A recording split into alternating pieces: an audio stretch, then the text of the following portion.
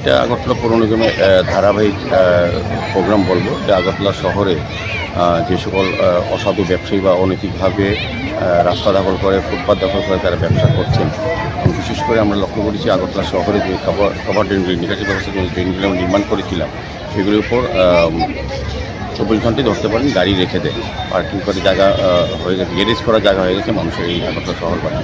এগুলিকে আমরা সরিয়ে দেওয়ার ব্যবস্থা গ্রহণ করেছি। আজকে এই সমস্ত জায়গায় আগরতলা শহরের যে কোনো জায়গায় যে কোনো রাস্তা যারা গাড়ি রাখবেন বেআইনিভাবে পার্কিং জোন ছাড়া তাদের গাড়ি সরিয়ে নেওয়া নির্দেশ দেওয়া হয়েছে এবং বেআইনিভাবে আগরতলা শহরে যে কোনো বাজার কিংবা রাস্তায় বা ফুটপাত দখল করে যারা ব্যবসা করছেন তাদেরকে সরিয়ে নেওয়ার কাজ শুরু হয়েছে। আজকে সকালে ফ্লাইওভার নিচ থেকে সংগ্রহ থেকে বটতলা শিববাড়ি অবধি এবং পরশু পর্যন্ত এখনও অবধি আমরা এভিকশন করে সরিয়ে দেওয়া হয়েছে এবং দুপুর থেকে সারা রাত্রিব্যাপী চলবে এবং এর ধারাবাহিক এই পুরো ফেব্রুয়ারি মাসে আমরা সমস্ত আগরতলা শহরকে যানজট মুক্ত করব।